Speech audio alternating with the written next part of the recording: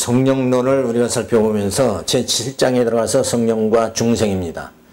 자, 우리가 중생하는 데에서는 돼 있어서 성령은 어떠한 사역을 하시는가 우리가 살펴보면 성령의 주관적인 역사, 곧 인간의 생명에 미친 그의 영향에 관해 생각해야 한다.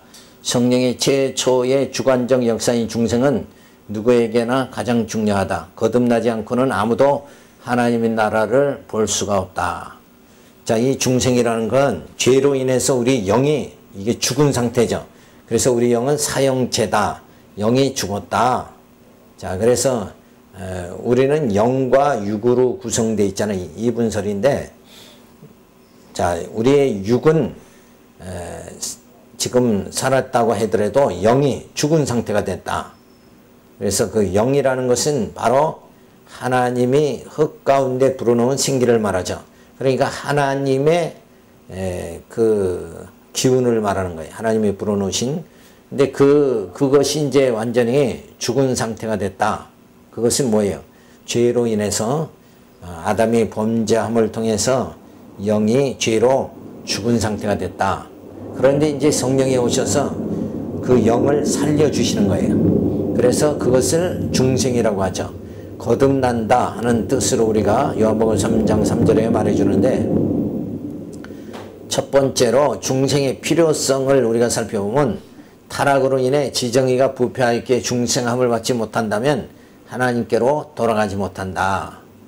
자, 그래서 우리가 하나님의 형상을 닮아갈 수가 없게 되어진다는 거죠. 그래서 하나님의 형상, 그것은 바로 지정의로 구성되어 있다. 그래서 그 하나님은 영원하신 하나님이다. 그래서 영원하신 하나님과 동행하는 그런 삶을 살아가려면 이제 우리의 모든 지정의가 다시 소생해야 된다 하는 것을 알 수가 있죠. 그래서 이는 죄가 이해력을 얻게 하여 영적으로 완전한 소경이 되게 했기 때문이다. 그러므로 소망이 없는 인생에게는 오직 성령에 의한 중생만이 필요하게 되어진다. 그래서 우리 영이, 죽은 영이 다시 살기 위해서는 우리 스스로는 죽었기 때문에 살 수가 없는 거예요. 그래서 누가 살게 해주시는가? 성령께서 우리 영을 살게 해주신다. 그래서 그 가운데 이제 그 살게 해주시는 과정에서는 죄로 인해서 죽었으니까 죄 문제를 해결해야 되잖아요. 그래서 예수님이 이 땅에 오셔서 십자가의 죽으심으로 우리의 모든 죄를 다 사해 주셨어요. 그래서 죄가 다 해결돼 버리고, 그리고 영이 살게 하기 위해서 이제 성령이 우리 가운데 역사하게 되죠. 그래서 중생 거듭나게 되어집니다. 그래서 이제 이는 죄가 이해력을 얻게 하여 영적으로 완전한 수경이 되었기 때문에, 그러므로 소망이 없는 인생에는 오직 성령에 의한 중생만이 필요하게 된다. 중생하지 않으면 어때요? 하나님 나라에 들어갈 수가 없게 되어지죠. 하나님과 동행하는 삶을 살아갈 수가 없게 되어지니까 반드시 중생은 필요한 것이다. 이렇게 우리가 볼 수 있는 거예요. 자, 두 번째 중생의 방법은 뭐냐면, 중생은 성령께서 은혜를 베푸는 자에게 순간적으로 일어나게 하시며 심령의 변화가 주어지게 하여 육신의 소욕을 소멸시켜 사고와 의지와 정서 그리고 모든 행동을 변화시켜 버린다. 그러니까 전에는 이제 육체로 있을 때는 그저 인간 자기 뜻, 자기 좋은 대로 자기 뜻대로 살아가지만, 이제 중생함을 받게 되면 내 뜻대로 살아가는 것이 아니라 하나님 기뻐하시는 뜻대로 살아갈 수 있는 그런 의지의 변화가 이렇게 주어지는 거예요. 그래서 그 모든 행동을 변화시킨다. 그래서 성령이 하시는 바는 사람에게 지성이나 의지와 감정이 하나님을 거스르는 대신 그를 위하여 쓰이도록 작용하게 하신다. 그러니까 모든 생각하는 것이 이제 육체를 위해서 생각하고 땅의 것만 생각하는 것이 아니라 위의 것을 생각하며 하나님 기뻐하시는 것이 무엇인가, 이 생각하는 것이 방향이 바뀌어버린다. 그리고 이제 모든 세상 걸로 감격해서 살아가는 것이 아니라 이제 하나님의 그 사랑에 감격하며 살아갈 수 있는 그런 이제 그 감정이 변화가 되어지죠. 그리고 이제 주님 뜻대로 살아갈 수 있는 그 의지가 분명히 주어지게 되는, 자기 좋은 대로 살아가는 의지에서 하나님 기뻐하시는 그 의지대로 뜻대로 살아갈 수 있는 그 의지가 주어지게 되어진다. 그래서 지정의가 다 변화가 되어진다는 것을 우리가 알 수가 있어요. 성령께서 죽은 자들 안에 오시는 것은 저들을 그리스도에게로 인도하기 위함이며 새로운 피조물로 창조하시는 사역을 감당하기 위함이다. 그러니까 인간은 연약하니까 스스로 변화하지 못하죠. 선한 것을, 하나님의 선하신 뜻을 생각도 못하고 짐작도 할 수가 없는 거예요. 그래서 성령이 오셔서 우리의 지각을 열어주니까 그 다음에 하나님 기쁘신 뜻이 무엇인가 생각하며 살아갈 수 있도록 그렇게 만들어 주신다. 그래서 예수 그리스도 안에서 우리를 하여금 새로운 피조물이 되도록 만들어 주신다. 이 말은 뭐냐면 이제 죽은 영에서 산 영으로 이렇게 바뀌어지게 되어지는 거. 이게 새로운 피조물이 되는 거예요. 그러니까 새로운 피조물이라는 건 처음 피조물은 뭐냐 하면 처음 피조물이 있었으니까 그 다음에 뭐예요? 새로운 피조물이 된다. 이건 새로운 피조물이 된다는 것은 두 번째 되는 걸 말하는 거예요. 그러니까 처음 피조물은 뭐냐면 바로 아담을 말하는 거고, 이제 두 번째 새로운 피조물이라는 건 뭐예요? 죽은 영이 새롭게 산 영이 되어 중생함을 받게 되어지는 거. 그것이 바로 두 번째 새로운 피조물이 되는 건데, 그것이 바로 전에는 육의 사람으로 피조물이 됐지만 이제는 뭐야? 영의 새로운 것으로 새 사람으로 피조물이 되어진다는 거. 그러니까 재창조의 역사가 주어지죠. 그러니까 전에는 겉사람을 창조 하나님이 하셨죠. 그런데 이제 새로운 피조물이 됐다는 것은 우리의 속사람이 거듭나고 중생해서 새로운 피조물이 되게 만들어 주신다는 거. 그러니까 처음 피조물, 창조된 피조물은 겉사람이었다 하면 이 두 번째 피조물, 두 번째 그 창조, 새로운 피조물은 우리의 속사람, 우리의 영이 재창조되게 되어졌다. 그래서 우리는 예수 그리스도 안에서 새로운 피조물로 다시 한번 태어나게 된다 하는 것을 말해주는데, 그 모든 일을 하시는 이가 누군가? 성령이 하신다 하는 것을 우리가 알 수가 있습니다. 그래서 거듭난 중생이라는 것이 뭐냐? 본질로 보면 그리스도의 영인 성령의 사로잡힘으로 새로운 피조물이 되어지는 거다. 다시 말해서 그리스도의 영이 되어지는 거예요. 그러니까 단순히 육체의 본능대로 살아가는 것이 아니라 이제는 뭐예요? 그리스도의 영이 되어져서 아버지의 뜻대로 살아갈 수 있는, 그래서 자기를 다 처복종하고 나를 육신의 정과 욕을 십자가에 못 박아버리고 그 다음에 영의 새로운 피조물로 살아가게 되어지는 것, 그것을 이제 말해 주는 거죠. 그게 바로 거듭남이다. 그 다음에 거듭남의 방법은 뭐냐 하면 무의식 중에 순간적으로 인간의 속성이 바뀌는 것을 말하는 거예요. 그러니까 인간이 의식하지 않는 그런 상태에서도 이 중생은 이루어진다. 그러니까 어느 순간에 중생이 이루어짐을 통해 가지고 새로운 산영으로 살아갈 수 있도록 그렇게 하나님이 인도하신다는 거예요. 그래서 적용이라는 거, 거듭남의 적용은 지성과 감성과 의지의 변화로 하나님이 좋아하시는 대로 행하게 그렇게 되어진다. 그래서 거듭났다 하면 어디까지 주어져야 돼? 지성과 감성, 의지의 변화가 주어져야 거듭났다고 할 수 있다는 거예요. 그러니까 이 변화가 이루어지지 않는다. 이러면은 뭐예요? 그건 거듭났다 할 수가 없는 거죠. 근데 이 거듭나는 게 순간적으로 그리스도의 영을 소유하게 만드시고 그 다음에 이 지성과 감성과 의지의 변화가 이루어지죠. 근데 이때까지는 완벽한 건 아니다. 그래서 미숙한 상태에서 우선 변화가 이루어졌다 이렇게 보는 거예요. 그러니까 전에는 완전히 육체대로의 삶을 살다가 이제 영으로 살게 되어지는 이제 첫 발자국을 띈 상태다. 그런데 그 자체는 뭐예요? 성령이 이루어 주시는 거다. 그러면서 이제 성령이 우리를 연단 가운데 우리의 지성이 또 감성과 의지가 그리스도의 고상한 지식에 이를 때까지 이르도록 그렇게 우리를 연단 가운데 성숙하게 만들어 가시는 그 2단계 작업이 우리 가운데 주어지게 되어집니다. 그래서 새 성품으로의 삶이 주어지게 되어진다. 그래서 전에는 죽음을 향해서 줄다름 쳤지만 이제는 뭐예요? 생명의 길로 다름박질할 수 있게 그렇게 되어집니다. 죄를 미워하게 되며 죄는 역겨운 것이 되어지는 거예요. 새 성품이 되어지면 죄 짓는 것 자체가 죄를 미워하게 되면서 죄 짓는 것이 역겨운 도저히 뭐요? 죄를 짓는 게 거듭난 새 성품이 되기 전에는 죄 지을 때마다 즐거움이 주어지고 쾌감이 주어지는 거예요. 그리고 그 죄 짓는 것이 어때요? 자연스럽게 받아들이게 되어지는 거예요. 그러니까 거짓말 해도 그게 뭔가 죄다 이렇게 의식 자체를 못하는 거예요.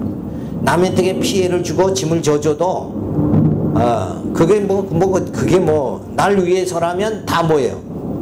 정당하게 생각하는 거예요. 정당하게. 그러니까 내가 인색한 마음이 들어도 그게 정당한 거다. 그건 나를 위해서 어쩔 수 없는 거다. 이러고 자연스럽게 받아들이는 그 성품이 옛 성품인 거예요. 그런데 이제 새 성품이 되면 그 죄를 미워하게 되고 그리고 죄 짓는 것도 역겨워지게 된다. 이게.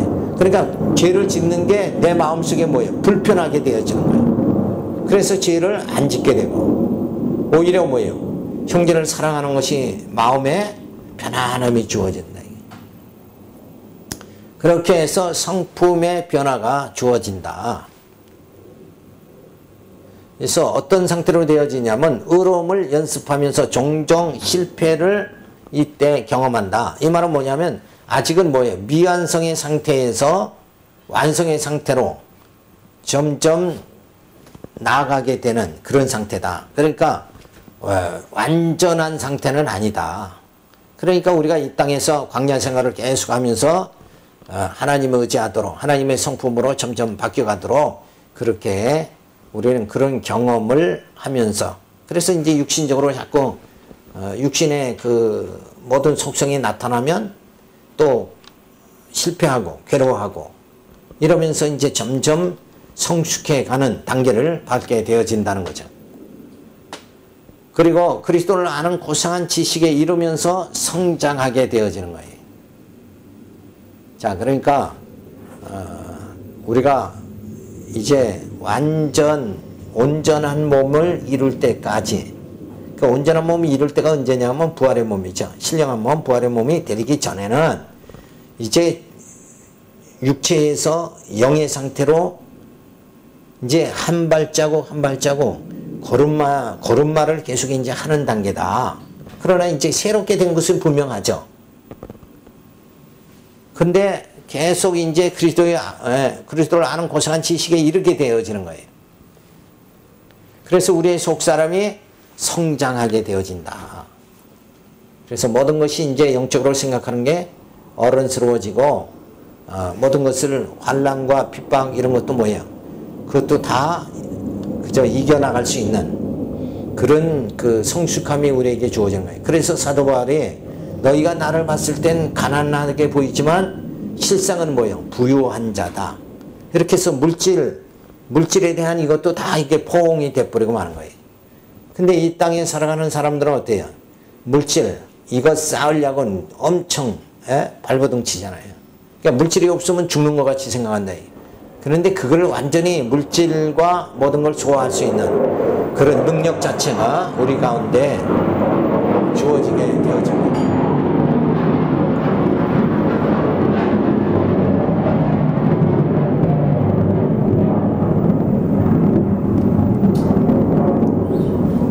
그 다음에 그리스도께 복종하는 것이 기쁨임을 알게 되어지는 거예요.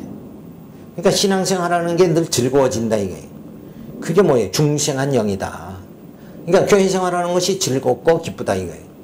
그럼 교회 좀 빠지고 안 다니면 어때요? 불편해진 거예요. 마음이 공허해지는 거예요. 이 자체가 뭔가 중생한 사람의 모습이다. 그래서 그리스도께 복종하는 것 그것이 기뻐지는 그런 상태가 되어진다는 거죠. 죄가 자신의 삶과 성품에서 사라지는 경험을 하게 되어지는 거예요. 이제 어둠의 그 상태가 내게서 이제 벗어나 버리는 거예요. 그래서 말씀을 깨달을수록 어때요? 기쁨이 점점 주어지고 마음의 자유함이 주어지는 거예요. 이게 영적 자유함이라는 거죠. 그것은 죄의식에서 완전히 벗어남을 의미하는 거예요. 그러니까 죄의식에서 벗어나는 거예요. 무엇이 좀 하면은 뭐 나 때문에 그럴까? 뭐 때문에 그럴까? 누구 때문이다? 이런 데서 이제 완전히 벗어나 버리는 거예요. 그래서 늘 그냥 주신 거 족한 줄 알고 모든 환경에 적응할 수 있는 그런 신앙의 자세가 주어지게 되어집니다. 제8장에 들어가서 성령과 성화가 주어집니다. 성령께서는 죽은 사람들이 죽은 상태로서는 도저히 행할 수 없던 선행할 수 있도록 영적 생명을 부여한다. 이것은 커다란 기적이다. 그러나 이 생명이 병약하다는 것은 너무도 부인할 수 없는 뻔한 사실이다. 중생한 자도 범죄한다는 것은 성경으로 또 자신의 경험으로 입증된다. 바울은 오라 나는 공고한 사람이로다고 한 것을 보아도 알 수가 있다. 우리 속에 나타나는 분노, 성냄, 증오, 시기, 음용 등을 어떻게 정벌할 것인가를 고심해야 된다. 그러니까 우리 속에 육체를 가졌다면 육체가 나타나는 거. 늘 뭔가 조금 안 맞으면 분노하죠. 혈기 내게 되죠. 이런 그 자연적으로 육체에서 나타나는 그 속성들이 내가 중생한 몸이라도 이거로 영적으로 살아간다고 할지라도 이 육체의 속성은 그대로 자꾸 나타난다. 그래서 사도 바울은 오라 나는 공고한 사람이로다. 내가 선을 행하기를 원하지만 내 속에 있는 악이 그 선을 행하지 못하도록 자꾸 제어한다는 거예요. 브레이크를 건다는 거야. 그래서 이제 그거에 점점 성화가 되어지면 그 브레이크 거는 게 약해지는 거예요. 그러니까 선을 행할 수 있도록 그렇게 내 속에 육체의 소욕이 점점 소멸돼 나간다. 그렇게 볼 수가 있는 거죠. 그래서 항시 우리가 부활의 몸, 온전한 몸이 되기 전까지는 누구도 이 관계에서 벗어날 사람이 하나도 없다는 거예요. 그러니까 바꿔 말하면 인간은 부활의 몸이 되기 전에는 온전한 몸이 아니니까 어떤 사람을 보더라도 완전하다. 왜 그럴까? 이렇게 생각하지 말아야 돼. 그럴 수 있다고 생각해야 된다. 저분 저런 실수를 할 수 있어. 아직은 왜? 부활의 몸이 아니니까. 그래서 목사다. 그러면 완벽하게 그걸 생각하죠. 근데 완벽하게 생각할 필요가 없어요. 왜? 육체를 가지고 있기 때문에 그렇다. 항시 육체를 가지고 있으면 육체의 속성이 나타나는 거예요. 그러니까 그런데 우리가 늘 존경해야 되는 이유가 뭐냐? 완벽해서 존경하는 것이 아니라 하나님의 말씀을 전하니까 전하는 자를 존경하는 거예요. 왜? 말씀이 우리로 하여금 우리의 속사람을 점점 거룩하게 성화되게 만들어가는 그 말씀의 만나를 양식을 공급해 준다. 그러니까 존경하는 거란 말이에요. 그래서 완벽하다는 생각을, 완전한 사람이다 이런 생각을 하지 않도록 해야 된다. 그래야 뭐예요? 실족하지 않는 거예요. 대학 교수가 그럴 수 있는가? 목회자가 그럴 수 있는가? 막 이런 생각에서 교회를 안 다니고 신앙생활을 안 하고 이럴 필요가 없다는 거예요. 그거는 그 사람이 잘못 알아서 그렇다 이게. 아직은 뭐예요? 미완성이란 말이에요. 완성 단계가 아니다. 이 땅에 있는 사람은 누구나 막론하고 완전한 사람은 하나도 없다는 거예요. 그러니까 미완성이니까 실족하지 않도록 우리가 늘 생각해야 돼요.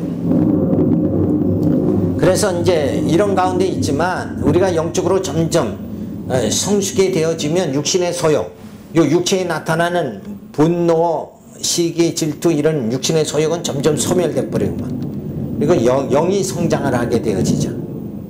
자, 그러니까 우리가 끝까지 뭐예요? 참고 인내하면 승리하게 된다 하는 말을 우리가 생각을 해야 됩니다. 첫 번째, 성화에 대한 비성경적 해결책입니다.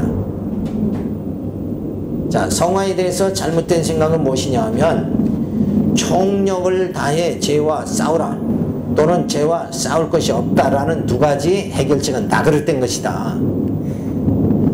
자, 우리는 그렇잖아. 깨끗하게 살아야 된다. 마음을 비워야 된다. 자꾸 이렇게 그 어떤 명령에 의해서 규범에 의해서 자꾸 우리가 성화의 생활, 깨끗한 생활 이렇게 하려고 그러면 그 자체가 잘못된 것이다. 그리고 아예 죄와 싸울 것이 없다 이렇게 생각하는 것도 잘못된 것이다. 그래서 총력을 다해 죄와 싸우라 하는 것은 뭐예요? 자력으로 해결한다는 거죠. 그래서 성화를 전적으로 우리에게 맡긴다. 우리의 죄악된 욕망을 이성으로 제어하라는 것이다. 내 안에 있는 모든 규율, 결의, 자제력을 발휘하라. 사람의 모범을 쫓으라. 우리의 힘과 능력으로 죄를 정복할 수 있다. 이렇게 생각하는 것 자체가 뭐예요? 그거는 잘못된 것이다. 이게 인간이 할 수가 있느냐 하면 없다는 거예요. 자력으로서는 인간이 성화의 생활, 거룩한 생활을 할 수가 없다. 두 번째, 타력에 의해서 성화에서도 점차적으로 되는 것이 아니라 갑자기 눈 깜빡할 사이에 그리스도를 받는다고 그들은 믿는다. 단지 하나님으로 그 인격을 붙잡으시도록 그에게 기회를 드리기만 하면 순식간에 성화를 이루어 주실 것이다. 이러한 주장은 성화를 점차로 이루어 가시는 섭리를 부정하는 것이다.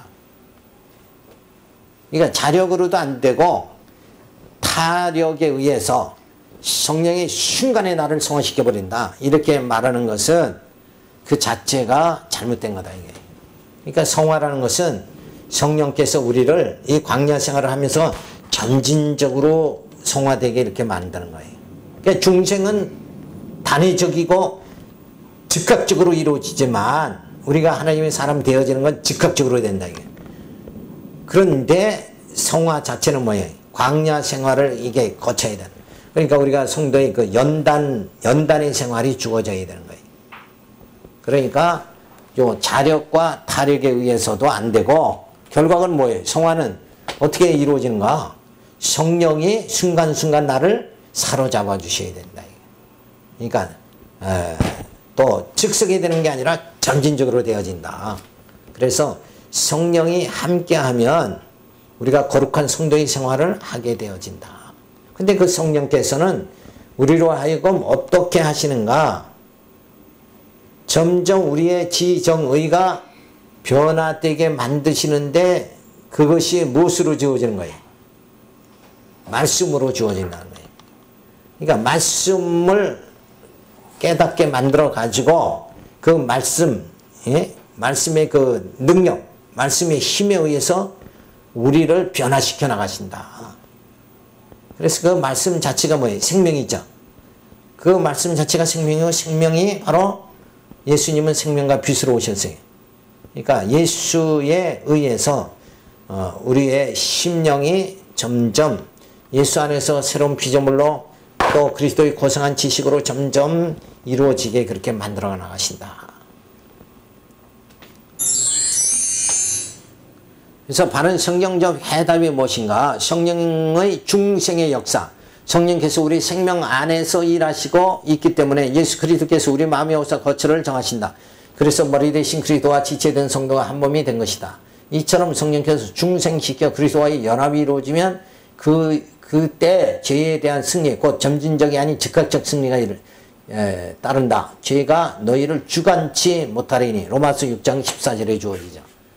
그러니까 성령이 그 예수의 그 생명을 우리 안에 있는 생명을 성령이 그리스도의 생명을 점점 생명력 있게 그 우리 안에 있는 생명이 기운을 발하도록 그러니까 우리가 보통 그러죠. 기가 세진다 이런 말을 하잖아요.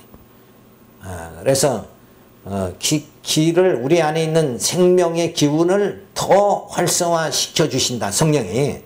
그러면 우리 육체에 나오는 그 독소, 모든 시기와 질투, 육신의 소욕이 점점 소멸돼 버리고 만다. 그 작업을 누가 해주시는가? 성령이 해주신다는 거죠. 그래서 그 방법이 뭐냐면 성령의 중생의 역사는 이제 우리의 육체를 그리스도와 머리 대신 주님과 한 몸이 이루어지도록, 그러니까 예수의 생명 안에서 우리가 역사되도록 이렇게 만들어 주신다는 거예요. 그게 굉장히 어려운 말인데, 그리스도의 생명이 내 안에 역사되어지도록 성령께서 그렇게 하셔가지고 우리로 하여금 거룩한 생활, 성화의 생활을 하게 만들어 주신다. 그러니까 예수의 생명이 내 안에 역사되지 않는 한 우리는 거룩한 성화의 생활을 할 수가 없게 되어지는 거죠. 그래서 그리스도와의 연합이 이루어질 때 우리가 죄에 대해서 승리하고, 그리고 점점 그 죄가 우리를 주관치 못하게, 그렇게 함으로 인해서 죄와 상관없이 우리가 거룩한 하나님을 경외하는 거룩한 생활이 주어지게 되어집니다. 자, 그 다음에 두 번째, 성령의 성화의 역사입니다. 성화는 주로 성령의 일이다. 그리스도께서 사람 안에 거하여 그를 거룩히 하려면 성령을 통하여 하지 않으면 안 된다.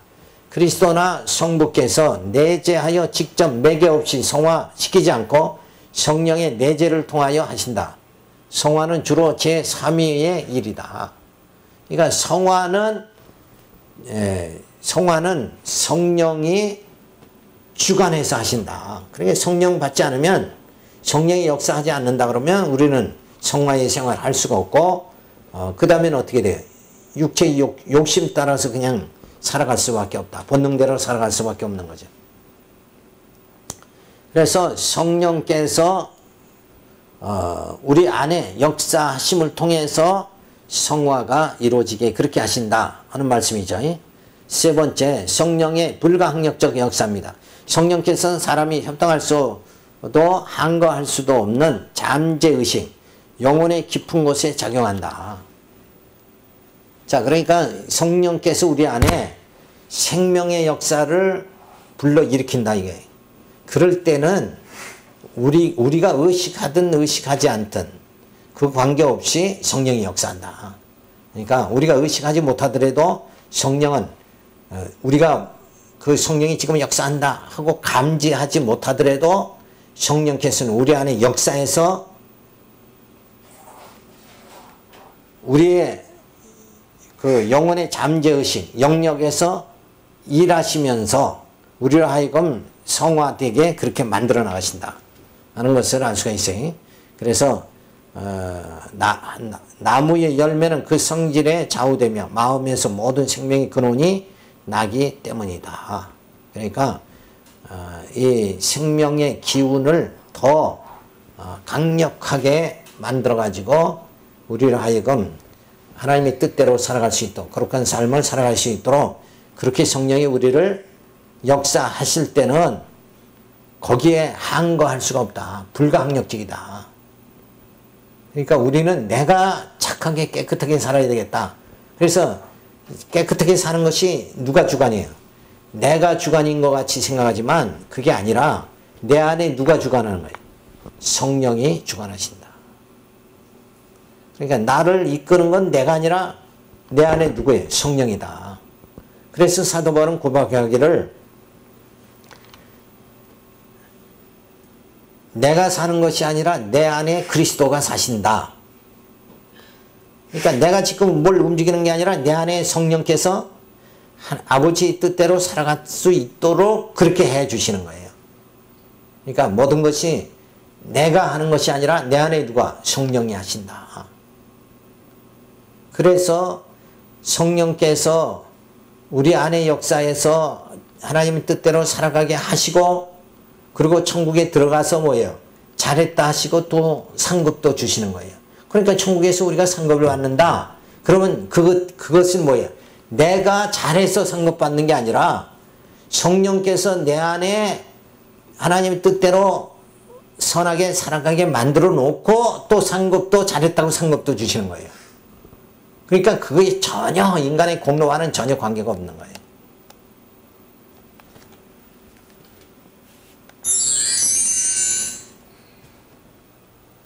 그 다음에 성화에 대한 비성경적 해결책이죠. 자력에 의해서 욕망을 이성으로 제어하여 자력으로 성화가 이루어질 수 있다. 자, 이렇게 생각하는 거. 이것이 다 결국은 뭘로 되어지는 거예요? 윤리적으로 도덕적 관념에서 되어지는 거예요. 모든 이 세상 사람들이 다 뭐에 의해서? 자력에 의해서 자기 힘으로 깨끗한 생활, 성화의 생활을 하겠다. 착하게 살겠다. 이렇게 하는 거단 말이에요. 그리고 타력에 의해서 순식간에 칭의가 이루어지듯이 성령의 역사로 순식간에 성화가 이루어진다. 그런데 칭의는 순식간에 이루어지지만 성화는 뭐예요? 이 성령께서 광야 생활을 거쳐 연단을 통해서 우리의 죄의 근성을 하나하나 전부 소멸시켜 가지고 거룩함에 이르도록 이렇게 만드신다는 거예요. 그러니까 자력이나 타력에 의해서 성화되는 건 아니다 하는 것을 우리가 알 수가 있죠. 그래서 성화에 대한 성경적 해결책을 우리가 보면 중생은 그리스도의 지체된 성도가 한 몸이 되면 죄에 대한 즉각적 승리가 따르는 거죠. 성화는 성령께서 내재된 죄의 근성을 점진적으로 소멸시켜 성화시켜 놓은 거예요. 자, 이때에 죄의 근성을 점진적으로 소멸시킬 때에 그때 이 죄를 소멸하게 하는 그것이 뭐냐면 매개체가 뭐냐? 그게 바로 말씀이라는 거예요. 그러니까 우리가 그 말씀을 잘 깨달으면 그 속에서 그 말씀이 내 안에 역사될 때 내 죄의 근성을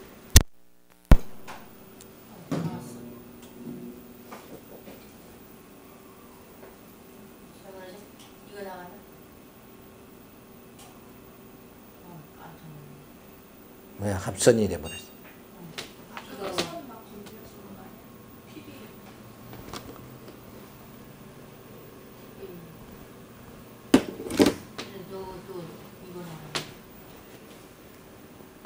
뭐 건드린 거 없는데 나가버리네.